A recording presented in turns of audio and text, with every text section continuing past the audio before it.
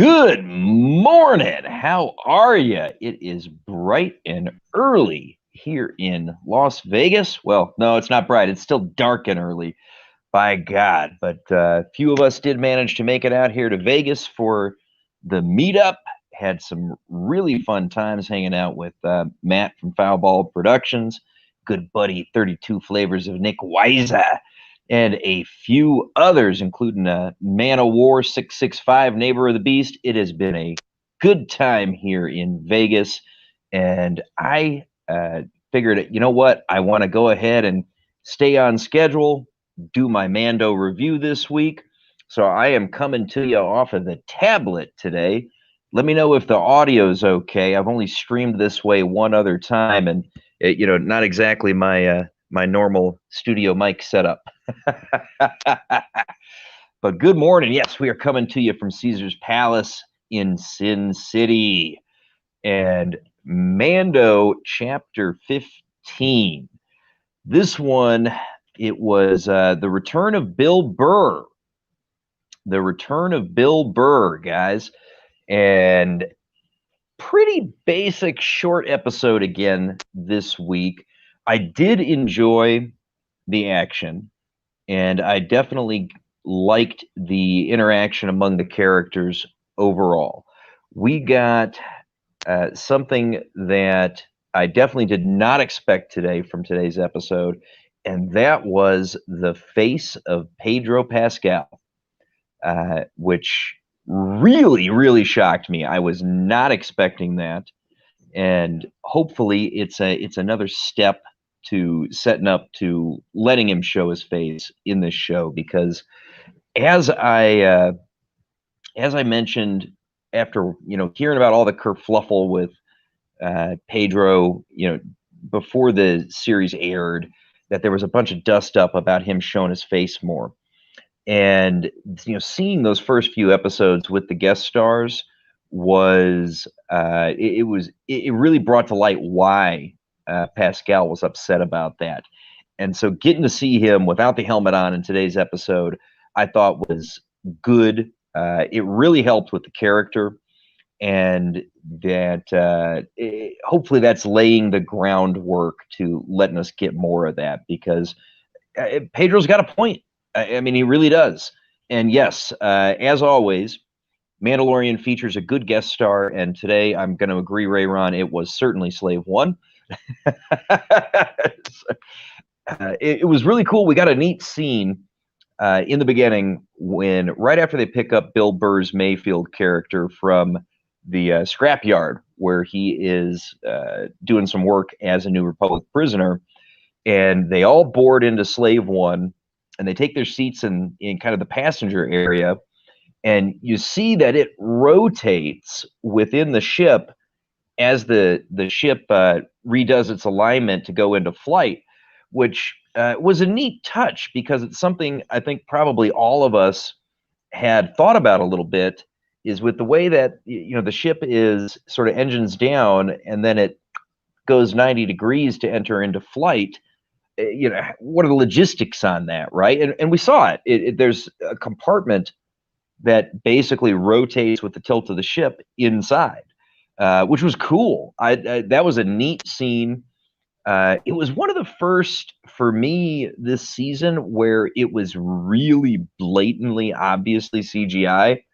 That was definitely done in the the sound stage that's got the LED background.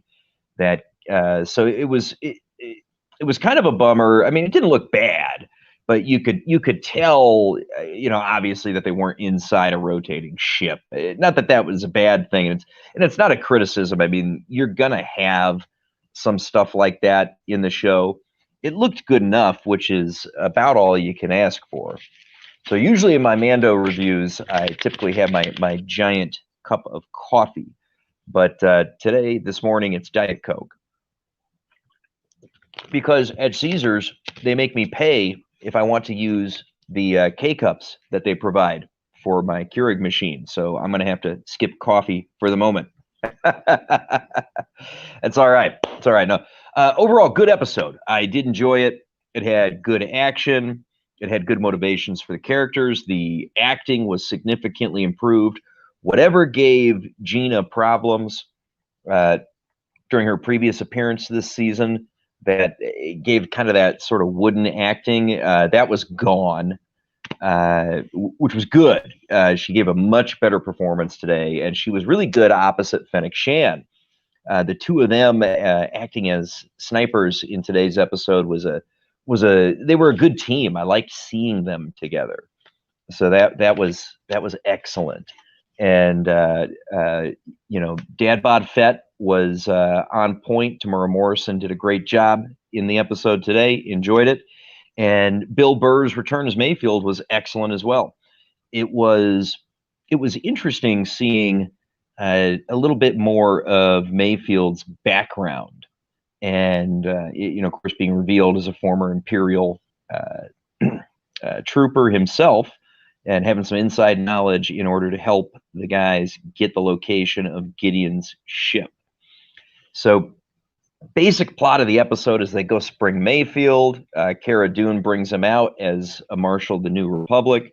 They pop off in Slave One to go to, I believe it was Morag or Morak.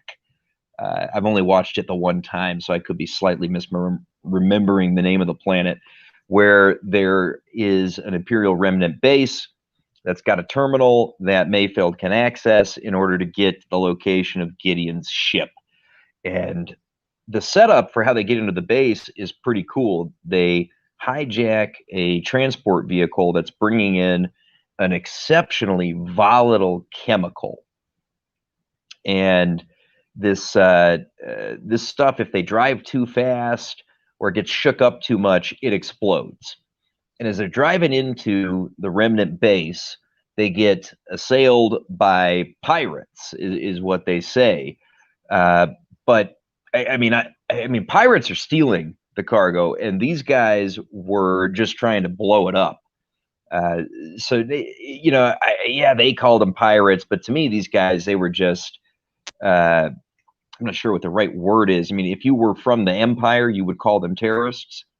What the rest of us would call them is, I'm not sure, But they were after blowing this stuff up, and Mando has switched into stormtrooper armor, and he gave the Beskar armor to Cara Dune to store in Slave One and take care of to make sure it stays safe, because they have to infiltrate the base looking like stormtroopers. So you got Mayfield and Mando riding in the transport with the stormtrooper armor, and then they get assailed by these. I guess I'll call them pirates because that's what they call them. And great action scene. Solo Mando by himself having to fight. I think it was like 12 or 16 of these guys coming in on skiffs trying to blow up the transport that they've taken. And really good action. We did get some more examples of stormtrooper armor being worthless, though. Mando was doing some of his typical fighting where he'd use his armor to, ward off the blows or what have you.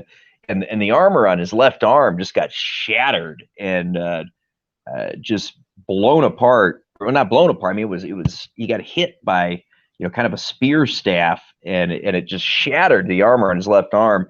And really good fight sequences. He's got to stop them from using the thermal detonators to blow up this chemical. He managed to blow up a few of the skiffs that way, and lots of good action. And as they're finally arriving at the remnant base, a couple of ties come in and take out what's left of the pirates that were still chasing them down. So, really cool chase sequence, and the fighting was excellent.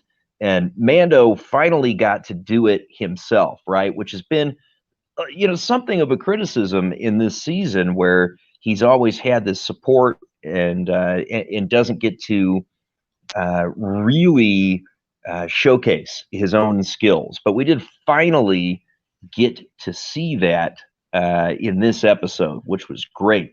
Hail, Lord Thoth. Good morning to you, sir. We are definitely missing you here in Vegas. Caesars is great, and hanging out with some of the guys has been a blast. But yeah, old 32 Flavors of Nick Weiser, Matt from Foulball Productions, and Man of War 665, the neighbor of the beast. Every one of those guys we spent a little bit of time with yesterday, and should be hooking up with Eric K today as well. Good times. But yeah, no, great chase sequence heading into the Remnant base, and very satisfying. Enjoyed it very much. And this whole time, Boba's hanging back in the Slave One, getting ready to extract him when the time comes. They get into the base, and they're getting just saluted and congratulated by all these stormtroopers in there, because they were the only transport that actually managed to deliver their cargo on this day. So Mayfield, this whole time, he's had his helmet off, which is interesting because even among stormtroopers, he's the only guy with his helmet off. So Mando actually fit in, whereas Mayfield looked a little out of place. And so they've got to go into the officers' mess, where there's a terminal that Mayfield can use to locate Gideon's cruiser. And yeah, exactly, Ron. He was actually the one out of place by not having a helmet on, because everybody else there, they had their lids on just fine. And to me, I'm looking at that, and it's like, aren't they going to think that's a little weird? But nobody said anything, so I guess not. I don't know. So they roll into the officer's mess, and the officer here is somebody that Mayfield knew. He was under his command back when he was still an Imperial. And so he starts panicking. He doesn't think he can go in and get the information out of the terminal, because this guy might recognize him, and he's telling Mando they've got to abort. And during the pre-chase sequence, when Mayfield and Mando were chatting, one of the things that Mayfield kept bringing up to Mando is, your principles are only your principles, until shit really hits the fan, and then you'll give it up to get the job done, which of course was foreshadowing to what we got in the officer's mess. So in order to get the coordinates out of the terminal, the thing has to scan your face. And Mayfield's so worried about being recognized by the commander that's in there. Again, he's trying to abort, call it off. Mando says, no, fuck that, I'll take care of it. And he rolls in, and sure as shit, he lets the terminal scan his face. He pulls his helmet off, and which according to his creed is a problem, right? Supposedly he can't put it back on again. So he has, for reasons of getting the child back, to go after Grogu, decided that he's going to compromise that particular belief. And yeah, it was a really great scene. Even before he takes the helmet off, you can see the conflict. I mean, I don't know how you can see it, but you can see he's in the helmet, he's in the full stormtrooper armor, and you can see the conflict in him, which was that's just a great piece of acting, quite frankly. You can't see the guy's face, and yet you can tell that that he's just torn and conflicted. But he pulls that helmet off, he lets the terminal scan him, and he gets the coordinates for Gideon's ship that he's after. And then the commander comes over, and Burr pops in to try to bail Mando's ass out. And they do a bit of a running joke. I mean, Mando doesn't know shit about Imperial protocol, and he's getting asked questions such as, hey, what's your TK number, trooper? Which is a throwback, of course, to the original Star Wars, where we get in the Death Star the scene, TK-421, why are you not at your post? TK-421, right? So that's their designation as a trooper. And Burr, of course, is more familiar with this, comes in, tries to bail Mando out, gets things a bit smoothed over, and they call him Brown Eyes. Yes, actual moral challenges for our hero. And it has been a long time in woke era entertainment to see something like that. And I agree. There was a huge conflict for Mando. And yeah, no, here, very good question, Nano Reaper. And that was one that occurred to me as well. Why would it matter if the terminal scanned him if he wasn't the Imperial database. I mean, what was it scanning for? Was it just to see that it was a human? Because that's about all it could be, unless it's some kind of record of wanting to know for sure who it was that took down the information. It's a fair question to ask. And I mean, it seems like it ought to be some sort of security feature. I mean, what's the point of the face scan if you're not somehow recording the identity of the person that's pulling the info down? I mean, if it's just to make sure it's not a droid pulling the info, you know, like rolling in your R2 unit to surreptitiously pull the data, I mean, you know, I don't know. What are they doing with the face scan data? Unless it's just to make sure it's a human. It's a definitely something that leaves questions, and fair questions. I don't disagree with you there, Nano Reaper. And it was, you know, to Ray Ron's point, definitely really just about a way to force Mando to compromise his helmet protocol in order to show the face and show just how far he's willing to go to save the child. I mean, that's the point of it. But you're right, Nano Reaper. It's like, if the face scan isn't producing any kind of alarm, what the fuck was the point? And of course, the point was simply to show that Mando's willing to cross that line in order to get the child back. But they sit down with the Imperial commander, and you know, he wants to know what they should toast to, because he's very proud and happy for these guys as having, you know, being the only crew that brought in their cargo today. And there's a bit of back and forth, and Mayfield clearly has some significant problems with this cat. And the battle that he references as something that they should toast is apparently where the guy had to sacrifice thousands of people, and Mayfield barely made it out. And yeah, scanning to make sure someone is actually an Imperial. But for that to work, you'd have to have been an Imperial at some point. Yeah, exactly, which we know Din Djarin was not. So his face would not have been in the system. So, you know, Mando getting scanned and not causing an alarm, and them still chuffing the data out for him. Yeah, that's bad. I don't disagree. You know, you're not wrong. Mayfield and the Imperial commander, though, they have this back and forth.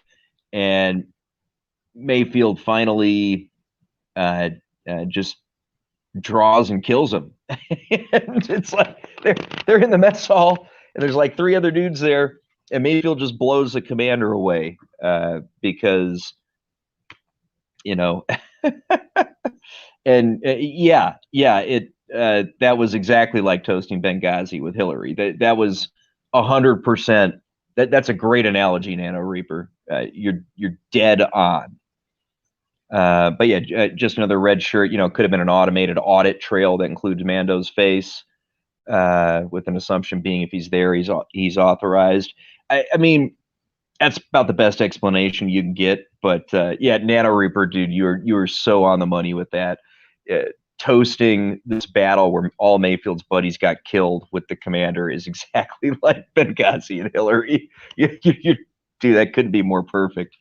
But yeah, so Mayfield just blows his ass away, and they end up in a fire. Fortunately, not too many people were in the mess hall, because of course those 2 guys, despite both being good fighters, they ain't taking on the whole base. I mean, there was, I'm not sure exactly what the unit size was in there, but there were a lot of goddamn stormtroopers. We saw when they were coming in probably at least 100 of them, if not more. And they have to take out a few more as they try to find out what's going on in the mess hall with the blaster fire. They pop out a window on the side and are shimmying along a ledge towards a ladder to get into the top of the dam. And this, of course, is where Fennec Shan and Cara Dune come in, acting as snipers, taking care of the guys that are on the top of the dam, taking care of anybody that is coming out of the mess hall after them. And yeah, it's not as lame as the Star wants FaceTime. Yeah, very true. Yeah, and it's you know, I will admit my ignorance of military sizes in terms of the terms, such as platoon, brigade, what have you.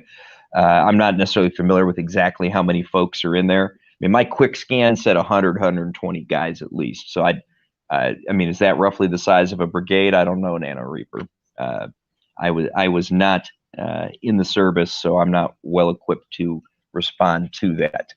But yeah, so Cara Dune and Fennec Shan, they're doing a great job acting as snipers, taking the guys out that are going after Mando and Mayfield as they get onto the top of the dam. They call in Boba Fett, of course, to come grab the guys, and he rolls his ass in there. They leap into Slave One. A couple of ties come after Boba, and he drops this bomb down behind him that just atomizes these TIE fighters, which was a really cool effect. It had this, sort of this blue shockwave come out. That was really good scene, quick. It was interesting, though, that Slave One didn't have any kind of guns, rear-facing guns. And he just had that bomb that he dropped, which was a little bit of a surprise to me. I would have thought he'd have some kind of guns of some sort. And yeah, that was a great scene, Ray Ron. I liked that. It worked really well. It felt very, I mean, it's Star Wars, but it felt very real to me. It's a good way to go through it. So I liked it. It was good. It was good.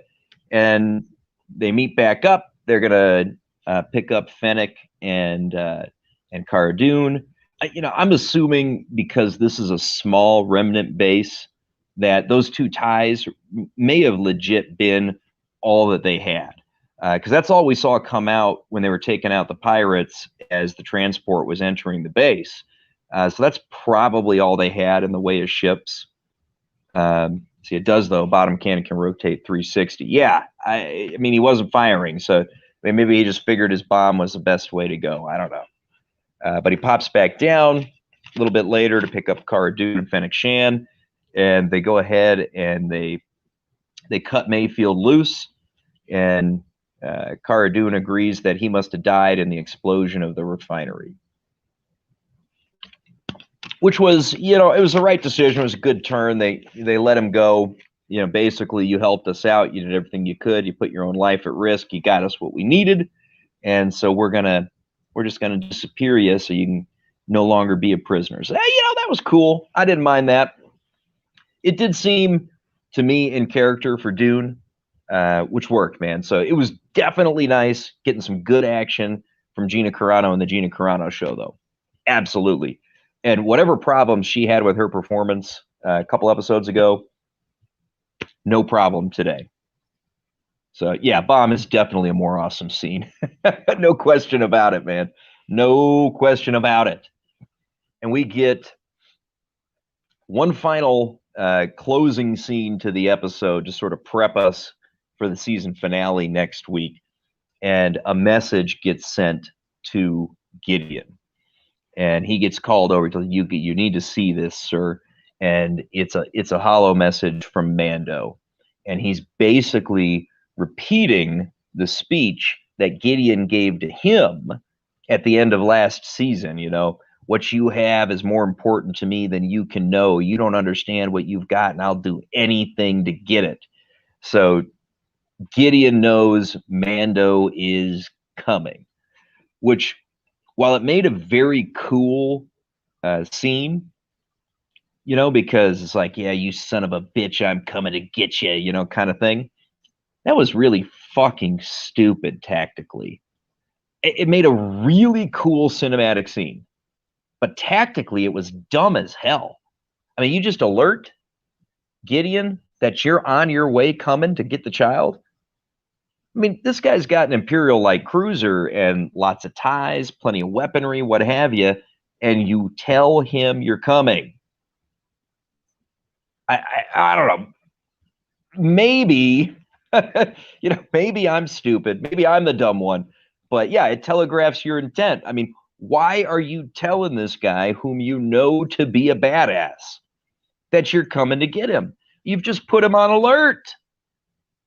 So, and yeah, it's just a show and it makes good dramatic effect, but tactically it's not good. Yeah, Mando's not Lehman Russ. Yeah. So much for the element of surprise. Again, it made for a good television scene, but I mean, tactically, militarily, that was the dumbest fucking thing that he could do. Uh, and you know, that was well, one thing we've definitely learned is that Mando has proven himself to not be the smartest of guys, especially through this season. So maybe it's in character for him to totally fuck that up, you know. A tactical error. I'm shocked. Yeah, exactly. But Mando has not proven himself to be the wisest of people. So maybe it's in character for him to make it much harder for himself when he's coming to get Grogu.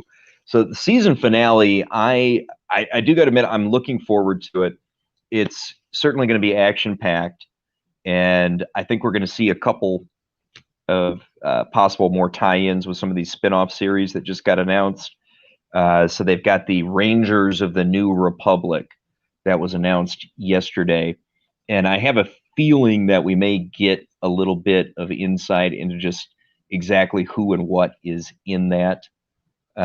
Yes, you would beat Mando with the art of war. Now, do you mean literally like taking the book and beating him with it and saying, "Hey, you idiot, read this," or or by using what was written in it by Sun Tzu?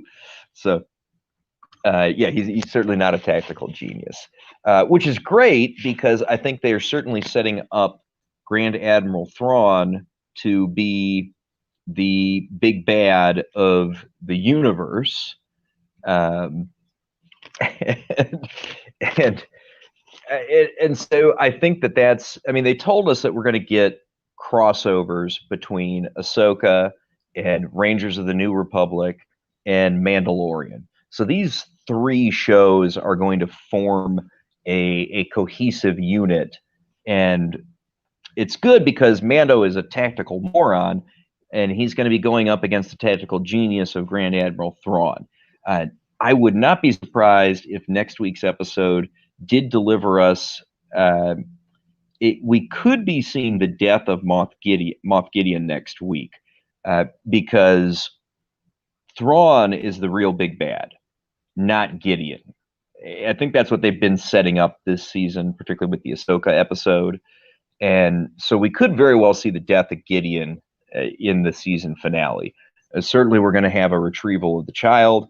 Although, what is going to happen to the child, assuming they do successfully save him? And yeah, hopefully Thrawn is the season 3 big bad. And yes, he would be a good big bad. I feel like they're setting him up as the Thanos of the Mandalorian universe, because it's definitely its own thing, right? And now the Ahsoka and the Rangers of the New Republic show are going to be a part of it, and they're going to be brought together because, as they've been discussing, they're trying to set up an MCU-like structure, and these are two more pieces of that. And to do that, you need a real big bad, and I just don't think it's going to be Gideon. Yeah, and yes, the real Thrawn, not Rebels Thrawn. If they don't bring Timothy Zahn in to consult on how to deal with Thrawn, they're going to fuck it up again because Filoni didn't understand how to use Thrawn. He didn't understand the character, and he didn't play him correctly. And then, yeah, Gideon's kind of a generic version of Tarkin, but without the awesome factor. I don't know. Gideon's got some awesome factor for me, Nano Reaper. Giancarlo Esposito, the dude chews up the scene anytime that he is there. And I mean, I see your point about being like a generic sort of Tarkin, but I think that Esposito does carry an equal level of power that we saw out of Tarkin. I mean, I really do. The acting is really good.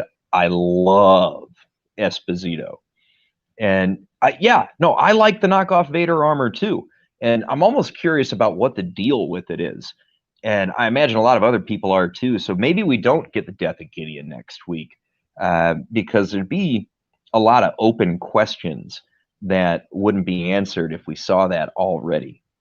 So we've talked through the whole episode and a little bit of speculation about next week, and I have yet to provide my rating for today's episode.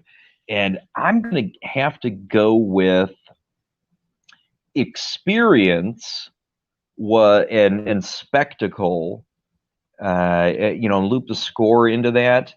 I'm going to give it about an 8. Captain Trek, good to see you, my friend. Good to see you. I hope you watch the rest on the replay, my friend. And yeah, we'll see. So, but the overall experience and environment that they gave us, I'm going to give it an 8.5 out of 10. A full rating for the episode, though, because of a couple of those plot holes that we talked about, I'm going to roll in at a 7 out of 10, which brings us to an average of, about 7.75, right? I enjoyed the episode. I had fun with it, but there were a couple of, sort of glaring issues as it related to, the face scan and Mayfield with his helmet off that, I did think about while watching it.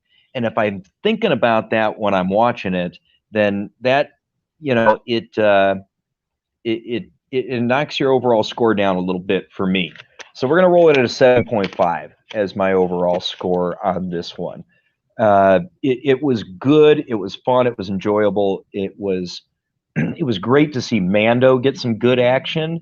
But, there were things that held it back that didn't necessarily have to be there, which is a bummer.